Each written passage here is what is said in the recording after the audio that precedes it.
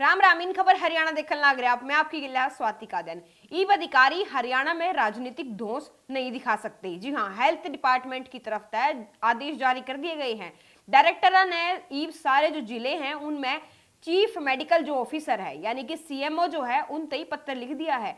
कर्मचारी अपने हितों को बढ़ावा देने खातिर अधिकारियों पर राजनीतिक प्रभाव डालने की कोशिश है वह कराया करें। और हरियाणा सिविल सेवा नियम यानी कि 2016 के नियम के तहत 26 का यो उल्लंघन है। इन नियमों का पालन न करने वालों के खिलाफ अनुशासनात्मक कार्रवाई जो है वह करी जाएगी। हरियाणा में 14 मंत्रिमंडलों में शामिल होने के मामले में हाई कोर्ट ने हरियाणा सरकार और केंद्र सरकार तक नोटिस दे दिया है।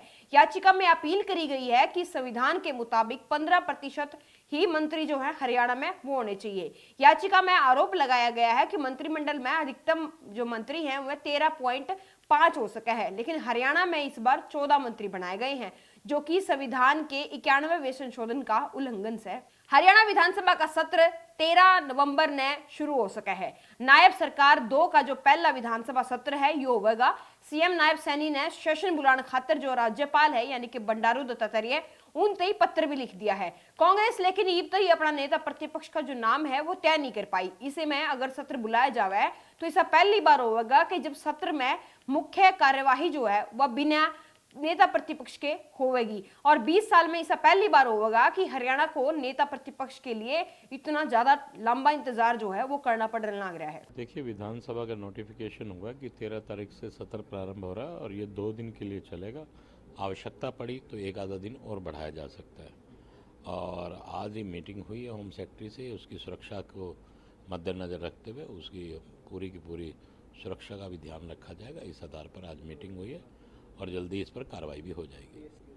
देखिए, उसमें समय भी तय हो जाएगा। अगर बढ़ाना पड़ा सेशन को तो उसको बढ़ाने का काम भी करेंगे उस मीटिंग में। जैसे भी जो फैसला होगा वो मान्य होगा। हरियाणा विधानसभा चुनाव में मिली हार की समीक्षा खातिर बड़ी कमेटी का विस्तार हुआ है। पूर्व विधायक नीरज शर्मा ने इसमें शामिल हुए और कमेटी में अध्यक्ष कर्ण दलाल की अध्यक्षता में बैठक में जो है दिल्ली में मंथन हुआ है। आफ्ताब अहमद, जयवीर वाल्मीकि, इसके अलावा कमेटी के तमाम पदाधिकारी जो हैं वह बैठक में मौजूद रहे। समीक्षा बैठक जो है अगली वह 9 नवंबर ने उनका टाइम दिया गया है। कांग्रेस की हार के कारणों की समीक्षा कमेटी की बैठक के बाद कमेटी के जो अध्यक्ष है यानी कि कर्ण दलाल उन्होंने बयान दिया। उन्होंने कहा कांग्रेस की समीक्षा कमेटी दूसरी बैठक करेगी और जिसमें विधानसभा चुनाव में हुई धांधली की रिपोर्ट जो है वह तैयार करी जाएगी। हरियाणा में विधानसभा चुनाव के उपलक्ष्य में जो धांधलियाँ हुई जो और जितना भी इस चुनाव के बारे में घटनाएं घटित हुई हैं उनकी जांच करने के लिए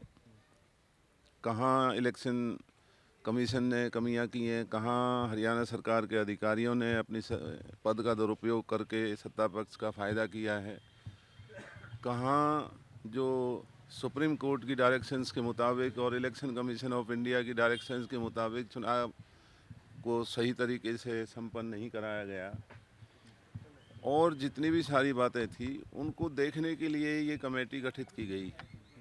तो आज हमारी मीटिंग में ये फैसला हुआ है कि हम आने वाली 9 तारीख को जितने भी हरियाणा के हारे हुए चुनाव प्रत्याशी हैं उन सबको हमने यहाँ दिल्ली में बुलाया है 12 बजे, और हम उन सब से विधानसभाओं की जानकारी लेंगे कि उनके क्षेत्रों में उनको कहाँ कहाँ ये लगा कि चुनाव में धांधली हुई है, कहाँ ईवीएम का दुरुपयोग नज़र आता है, कहाँ अधिकारियों का दुरुपयोग नज़र आता है, कहाँ जो सरकार ने अपने सरकार के पदों का उन्होंने जो मिसयूज़ किया।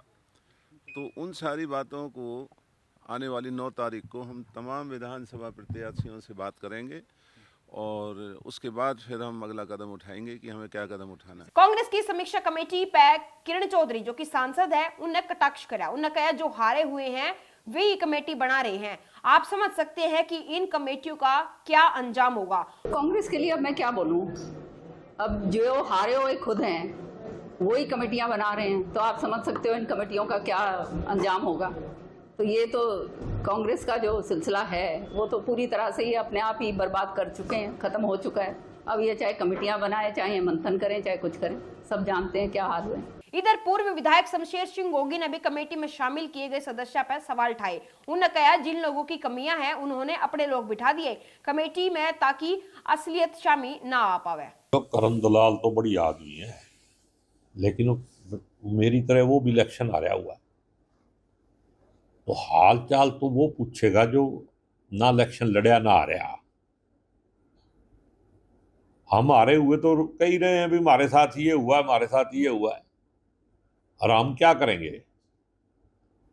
बीमारी यही है कि जिन लोगों की कमियां हैं उन्होंने अपना एक एक एक करके बंदे बैठा दिए इसमें, ताकि उनका नाम ना आए।